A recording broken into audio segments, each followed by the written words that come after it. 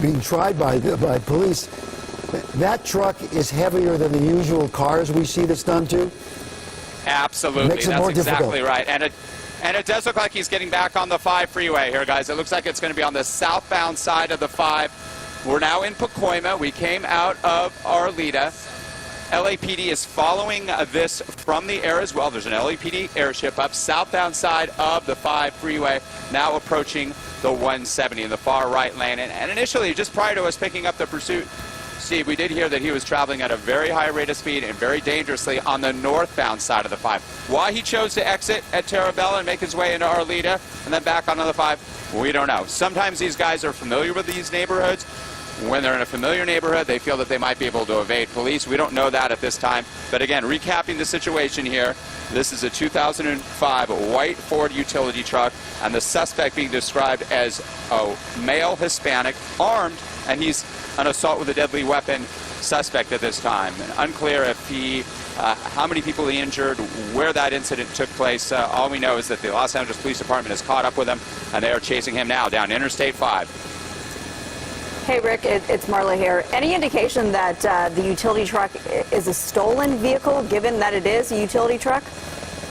At this time, we're not hearing that, but that's a very good point, Marla. There is a possibility of that, but as of right now, we're not getting that information from our desk. We're tracking this on our scanners up here as well, trying to get more information. And at times, we will hear some vital information just like that from officers. They've obviously run plates. If the plates came back to the suspect, then they know more about him. If it's stolen, they don't know. Again, we don't know exactly how this happened. If there was a situation that assault took place and then he was able to find his way into this vehicle, that's a possibility as well. Traveling southbound on the 5, that was a split with a 170 in Sun Valley. Continuing on the southbound side of the 5, and he'll be winding his way down Interstate 5, down towards Burbank, down towards Burbank Bob Hope Airport here. Now traveling at a higher rate of speed. Looks like he's going about 75, 80 miles an hour on a wide open Interstate 5 here in the valley. So at the, you're saying he passed the 170, so he's not making the run to the 170 to the 101. He's staying on the 5. Is that correct? That's exactly right, Steve. So his next option, if he does want to stay on the freeways, would be the 134. He could split east or west on the 134. If you head in a westbound direction, he's going to head past the zoo, the backside of the zoo, then into Toluca Lake and Studio City. Whoa, look at that. High speed exiting the freeway again, trying to evade police. Tight off-ramp here as well. And these officers have already been aggressive in trying that pit maneuver and were unsuccessful, but it was challenging in that street there. These officers train for it. We see them do it right here in the San Fernando Valley, but as you mentioned, Steve, as he goes across the barrier, the island there, against opposing traffic, this is where it gets really dangerous. And now he's making his way on the right side of traffic at least. Very dangerous situation here. Once again, a good reminder to everybody, if you happen upon a pursuit like this, you see this going on, do not try to be a hero. Do not try to intervene. Entering the 5 freeway back northbound, again, by the way, just stand back. If you hear the lights and siren, stand back, pull up to the side, give the officers all the space that they can use. You know, one of the problems here is that when he goes back on the 5, for instance, nobody on the 5 has a clue as to what's going on. That's exactly right, right here, as you can see. And well, why not just a little bit for a moment, because I want to show you how many officers are trailing this suspect. 1, 2, 3, 4 patrol cars trailing this utility truck that has now been pursued for a good 35, going on 40 minutes now. Now heading back northbound on the 5. You saw him exit the freeway here in Sun Valley, wrap right back to the north. Again, why he's going back north? Does he want to get back to a neighborhood he's familiar with? We don't know, because we don't know where this guy's coming from. A lot of the times it's just an erratic move to try to evade officers, and it was unsuccessful there. Officers still tracking him on the ground with those patrol units and in the air with an LAPD airship, making his way northbound on the 5 now. And as you see, we'll widen out a little bit, you're going to see that merge now again with the 5 and the 170 in the north end of Sun Valley. He'll be heading northbound and continuing up back to where he came from, where we picked up the pursuit in Arleta and Pacoima. And of course, LAPD no stranger to situations like this, especially given the pursuit that they dealt with earlier this week, just a couple of days ago, Rick, with, you remember, the chase that everyone's talking about still, and that.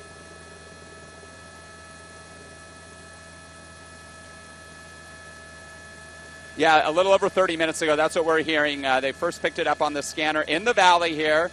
The mission station of the LAPD picked this up We're unclear on how this happened. It could have been a simple traffic violation, and they ran the plates and found that the individual connected to this automobile, this utility truck, is wanted for an assault with a deadly weapon. Or there may have been a situation that occurred just prior to the pursuit that led to this chase. And this chase now is on Interstate 5, traveling northbound. He's going about the speed of traffic now, about 65 miles an hour. I'm counting several patrol cars still behind him. I'm also seeing officers up ahead. A lot of times what officers will do is they'll do some planning to position officers ahead to control traffic, to back traffic off. If they can clear the freeway, get that open spot again, they can try that pit maneuver again, try to spin this guy out and bring this pursuit to an end.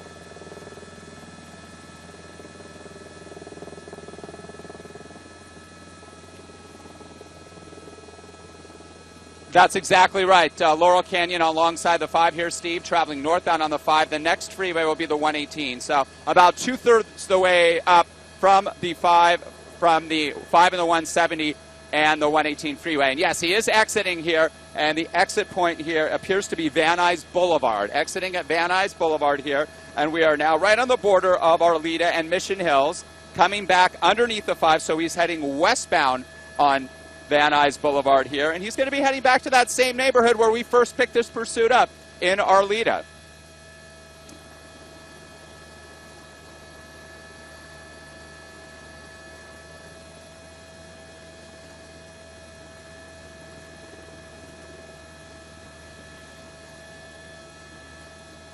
That's exactly right, Marley, and he is traveling southbound here, coming off of Van Nuys Boulevard back into a residential area, and that's a good point in this neighborhood especially because you have narrow streets, you have more pedestrians, it's the middle of the day, it's the noon hour. Some of the younger kids get out of school at noon or in preschool and kindergarten, so you might have some of that foot traffic as well, but it seems like he really is being a little more cautious now, slowing down at that intersection, wrapping his way back in this same neighborhood. We are very close to where we picked this pursuit up, so there is a possibility, like I said, that he may be familiar with us. He may know somebody in the neighborhood. He may have a connection, or just feel that this is a safe haven, and that this area is one that he's so familiar with, he might be able to scoot into an alley or hightail into an area, a house or an apartment area that he knows. He's trying to get away. He obviously is trying to evade police. He knows that they have something on him. We are hearing that he's an assault with a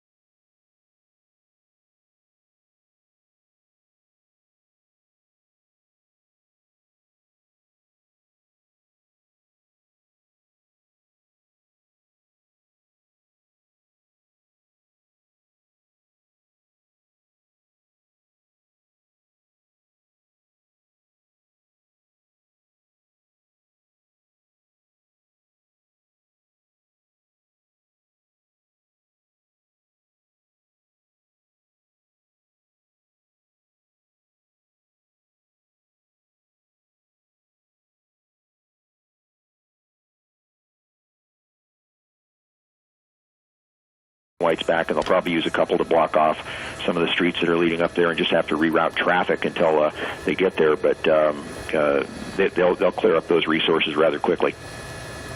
All right, so you've pretty much seen what happened here, and Jim Holcomb, thank you very much. And Rick, for you, this thing started, it looked very frightening for a while.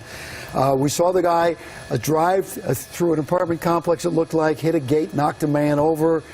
We had a couple of pit maneuvers that were unsuccessful, and then it came to this end.